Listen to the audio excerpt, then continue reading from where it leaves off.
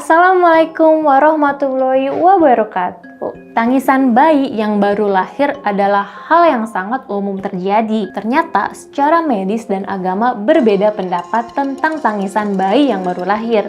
Bayi yang baru dilahirkan perlu beradaptasi dengan lingkungan barunya karena baru saja keluar dari rahim ibunya setelah kurang lebih 9 bulan dalam kandungan. Namun, apa alasan bayi menangis saat dilahirkan? Dan apakah benar itu karena ditempeleng setan? Lalu, mengapa bayi yang baru lahir harus diazankan? Simak kisah selengkapnya hanya di Muslimpedia, tempat kamu menemukan kisah-kisah Islami bersama aku, Miajeng Suyitno.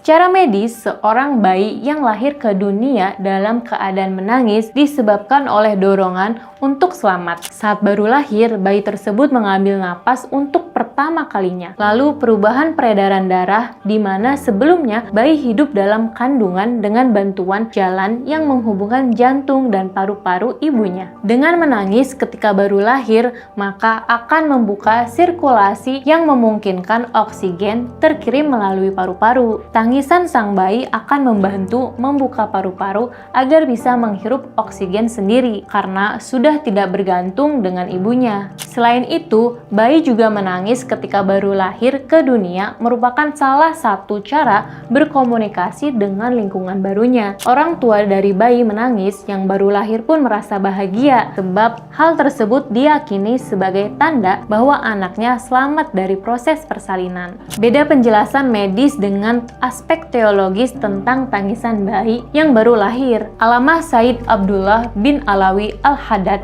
dalam kitabnya berjudul Sabilul Iddikar wal Itiban Bima Yamuru bil Insan wa Yanqadli lahu minal amar menjelaskan bahwa tangisan bayi yang baru lahir karena ditempeleng oleh setan. Pendapat beliau diperkuat dengan adanya penjelasan dari salah satu hadis dari Abu Hurairah radhiyallahu anhu berkata bahwa Rasulullah bersabda, jeritan anak ketika dilahirkan adalah karena dari tusukan setan.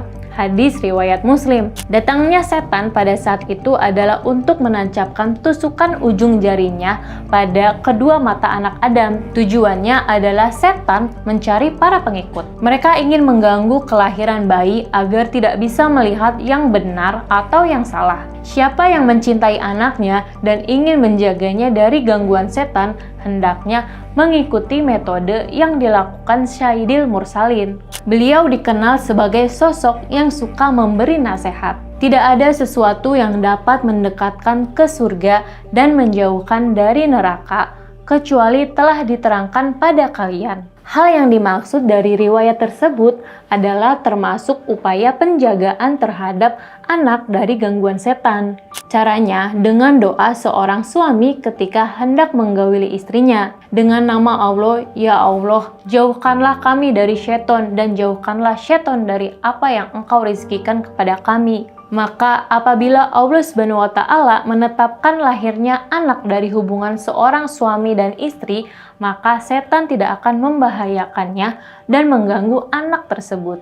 Bayi yang baru lahir tidak hanya diganggu oleh setan, namun iblis pun ikut terlibat. Setan dan iblis memang sangat memusuhi manusia. Mereka mengganggu manusia bahkan sejak baru lahir. Akan tetapi di antara anak yang baru lahir ada yang lolos dari gangguan setan. Ia adalah Nabi Isa alaihissalam dan ibunya Siti Maryam. Allah Subhanahu wa Ta'ala melindungi keduanya berkat doa ibu dari Siti Maryam. Dari Abu Hurairah radhiyallahu anhu meriwayatkan, Rasulullah SAW bersabda, tidak ada seorang bayi pun dari anak Adam yang terlahir kecuali ia pasti mendapat tusukan dari setan sehingga bayi itu menangis dan menjerit karenanya, kecuali Maryam dan putranya Nabi Isa alaihissalam. Hadis riwayat Bukhari dan Muslim. Karena itu bayi yang lahir harus diazankan. Rasulullah SAW memberi tuntunan kepada umatnya agar terhindar dari gangguan setan pada saat bayi dilahirkan. Dari Ibnu Abbas radhiyallahu anhu menuturkan bahwa Rasulullah SAW bersabda, ajarkanlah kalimat la ilaha illallah kepada anak-anakmu sebagai kalimat pertama yang mereka dengar. Hadis riwayat Al-Hakim. Dalam hadis lain juga dijelaskan bahwa barang siapa mendapati seorang bayi yang dilahirkan, kemudian diazankan di telinga kanannya dan diikomatkan di telinga kirinya, maka ia tidak akan diganggu oleh Ummu Sibyan atau setan yang selalu mengganggu anak kecil. Hadis riwayat Ibnu Sunni dari Hasan Ibnu Aqi radhiyallahu anhu. Wallahu a'lam bishawab. Nah, itu dia sobat VDVC alasan mengapa bayi yang baru lahir selalu menangis. Dan dari sini juga kita belajar alasan mengapa bayi yang baru lahir harus diazankan. Sekian episode Muslimpedia kali ini. Tulis pendapat kalian di kolom komentar ya. Kurang lebihnya aku mohon maaf. Sampai bertemu di episode selanjutnya. Wassalamualaikum warahmatullahi wabarakatuh.